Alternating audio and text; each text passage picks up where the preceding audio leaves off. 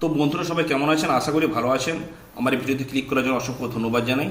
তো পশ্চিমবঙ্গের যুবসাথী প্রকল্পে যারা আবেদন করেছিলেন তাদের অনেকে কিন্তু টাকা পেয়ে গেছে, আবার অনেকে টাকা পাননি এবং তারা স্ট্যাটাসও চেক করতে পারছেন না যে তাদের কী পরিস্থিতি রয়েছে।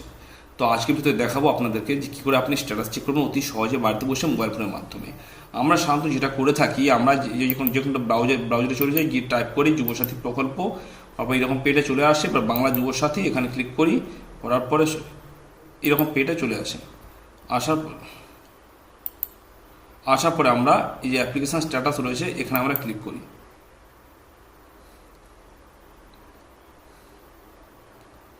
এবার এখানে দেখুন চেক স্ট্যাটাস রয়েছে, এখানে আমরা ক্লিক করি। ঠিক আছে, ক্লিক করার পরে কিন্তু আমরা স্ট্যাটাস চেক করতে পারি না। আমরা এরকম পেজে চলে আসে, updated status will be made available soon, please visit again, thank you, এরকম লেখাটা চলে আসে।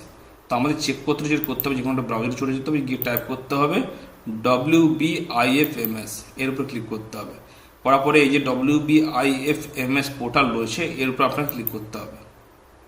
করার পরে এই সাইডে দেখুন নো ইয়োর পেমেন্ট স্ট্যাটাস রয়েছে, নো ইয়োর পেমেন্ট স্ট্যাটাস এর উপর আপনি ক্লিক করবেন। ক্লিক করার পরে এখানে আপনি দুভাবে চেক করতে পারবেন, এখানে ব্যাঙ্ক অ্যাকাউন্ট দিয়ে চেক করতে পারেন বা মোবাইল নাম্বার দিয়ে চেক করতে পারেন। ব্যাঙ্ক অ্যাকাউন্ট দিয়ে যদি চেক করে এখানে ব্যাঙ্ক অ্যাকাউন্ট দেবেন, দেওয়ার পরে এখানে ব্যাঙ্ক অ্যাকাউন্টটা দেবেন, দেওয়ার পর IFSC কোডটা দেবেন, দিলে আপনি যে মোবাইল নাম্বারটা দিয়েছিলেন সেই মোবাইল নাম্বার এখান থেকে লিস্ট চলে আসবে। আসার পর এখানে মোবাইল নাম্বারটা দিয়ে দেবেন, দেওয়ার পর সাবমিটে ক্লিক করবেন। আর যদি মোবাইল নাম্বার দিয়ে চেক করেন তো এখানে ক্লিক করবেন, করার পরে মোবাইল নাম্বারটা দেবেন, দেওয়ার পরে জেনারেট OTPতে ক্লিক করবেন, করার পরে OTPটা এখানে দিয়ে দেবেন।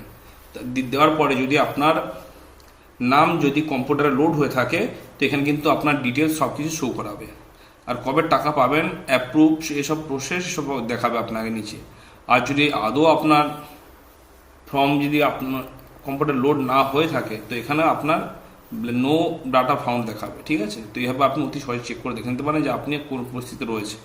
যদি কেমন কমেন্টে জানাতে ভুলবেন না। ভালো থাকবেন, সুস্থ থাকবেন।